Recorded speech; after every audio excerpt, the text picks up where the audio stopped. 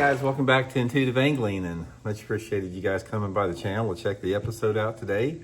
And guys, we're gonna have a conversation about the state of YouTube bass fishing channels, including mine. I've been doing this now for 6 years, pretty much for a full-time occupation. So I just sort of wanted to share with you guys some insights on the state of YouTube with bass fishing right now. I think you guys might be interested because if you're watching this video or any other ones, you watch a lot of YouTube videos, so we're gonna dig into that in today's episode here.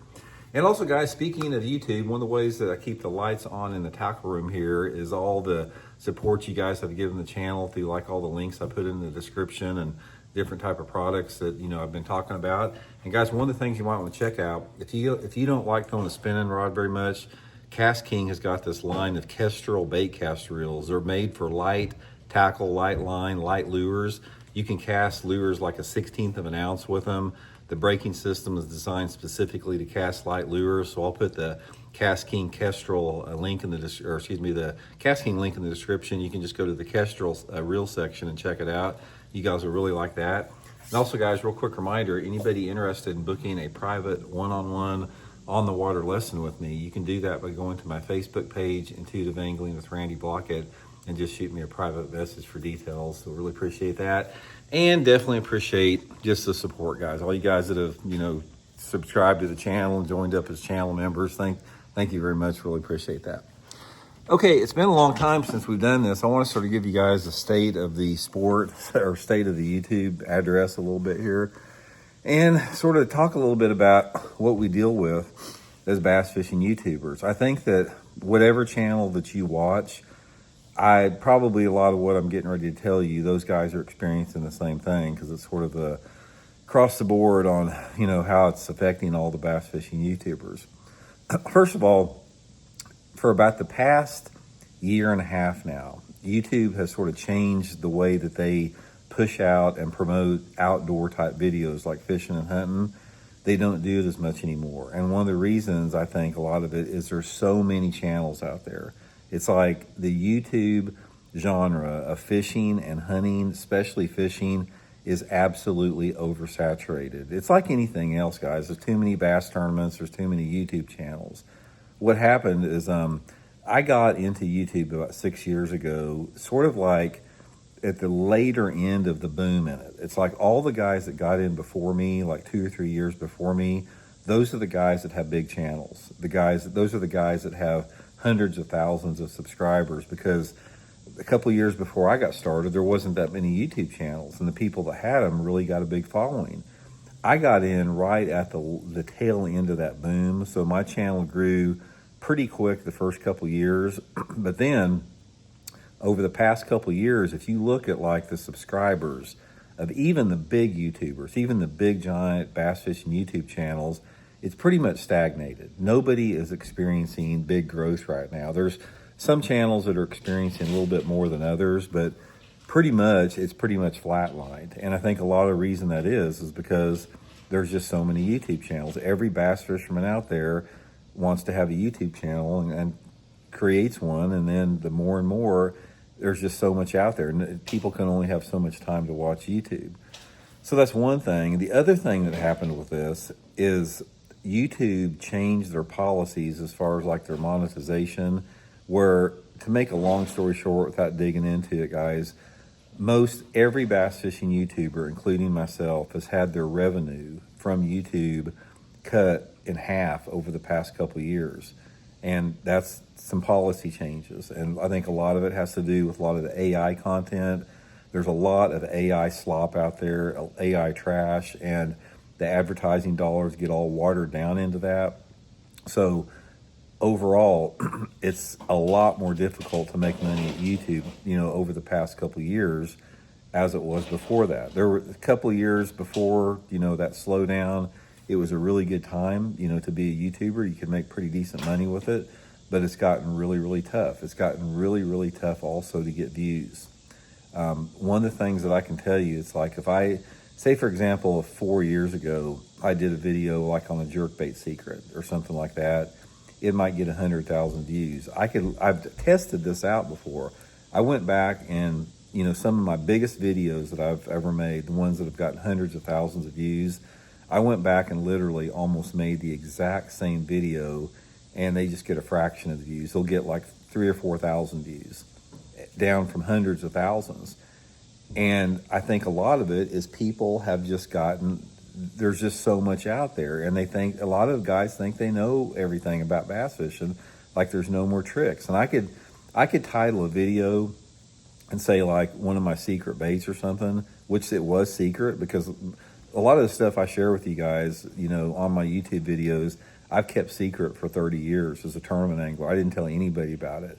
But since I stopped fishing the tour level events, I've transitioned to sharing my secrets. But I can do a video, if I did a video like 4 or 5 years ago and said my secret springtime lure or something like that, it'd get hundreds of thousands of views.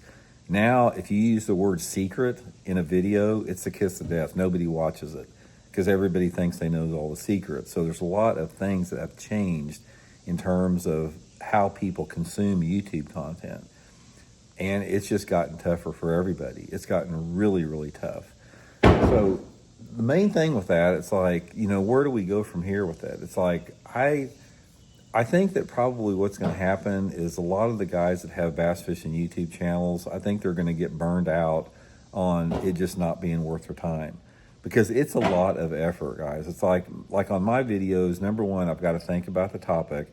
I've got to make time for it. I've got to create the video, and hopefully it turns out as how I want it to. Sometimes you got to reshoot it 3 or 4 times to get it right. And then you have to edit the video, and you have to go through all the thing about, you know, text and thumbnails and putting everything together in it and posting it and uploading it. A lot of times, guys, I will try to upload a video of mine, and it'll freeze up. What happens is, like, say for example, if I do a 10-minute video and I try to upload it, it'll get like 90% done. It may take 30 minutes.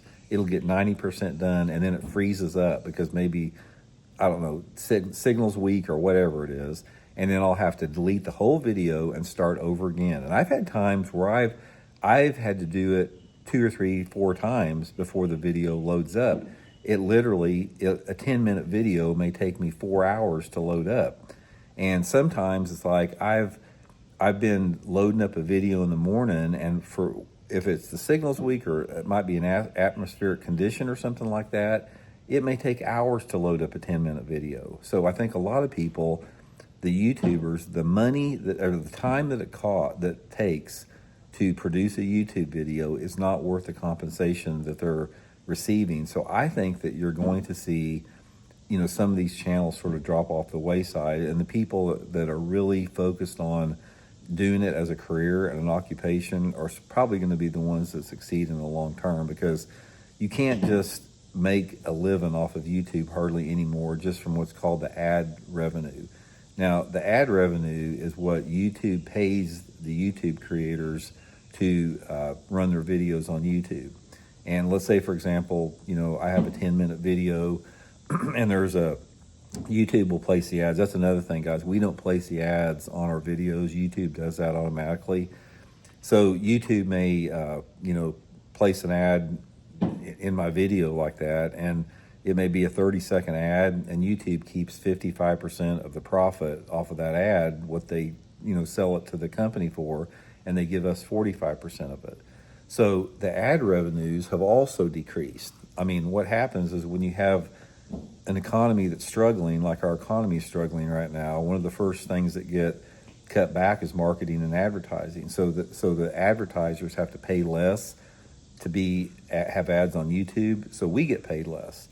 So that's one of the reasons that as a YouTuber, you hear me talking a lot about, you know, using my affiliate links and using my Tackle Warehouse link, and I put all the links, and I talk about how different ways you can support the channel.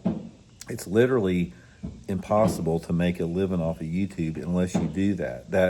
Those links and those affiliate programs that I talk about here are it's the lifeblood of the channel. It's what keeps the channel on YouTube, because if I didn't have that, it's like I wouldn't do the videos. You couldn't make it. You know, you'd be like be working for less than minimum wage if you didn't have that. So I really appreciate, by the way, the people that have done that and like use those links that I talk about. I know it's a pain in the butt. I know you guys it sounds like a plug and an advertisement, but it's just the reality of the situation. I watch quite a few podcasts they don't have anything to do with fishing. They're just other topics, and all of them do the same thing. They all are pushing a product or talking about links, and I always make a point to listen to what they're saying and try to support them and try to watch their promos, because I understand how important it is. I understand that those people cannot do what they're doing unless the viewers watch those ads. So I know it's a pain in the butt and nobody likes to do it, but I just do that because I know how it works, how everything. So mainly, guys, I just want to know I appreciate everybody that watches the channel and supports all my YouTube channels. Thank you very much for that. Feel free, guys, if the best way to reach me, guys, if you ever need to get a hold of me and you want to make a comment or you want to get to me, just send me a private message on my Facebook page, Intuitive Angling with Randy Blaukat. I get so many comments on my YouTube videos, I can't respond to all of them. I literally get thousands and thousands and thousands of comments a week. I mean, 10,000 comments a week. So if you have commented on one of my videos and I don't respond to it, that's because I just don't have the time to do it. I mean, I could wake up at 6 o'clock in the morning and spend 12 hours and do nothing but respond to comments on my YouTube videos and still not answer all of them. So between all the jobs I have to work, I got 3 different jobs I work, I got a family to take care of, I got, house to take care of. I just don't have time to, to answer all of them. So, but the private message is the best way. But anyway, guys, that's sort of the deal with it. It's like, for YouTube, for anyone out there that's interested in starting a bass fishing YouTube channel, I don't want to discourage you. I mean, you may have an avenue, or you may have a very unique personality or perspective that I've never heard before, and you might be successful.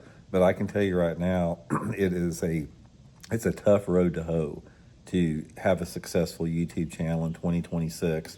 And again, it just boils down to just too many people in it. It's just like tournament fishing, guys. That's why tournament anglers have such an impossible time to get sponsorships now, is because there's so many tournament anglers. We've got more people, more competition.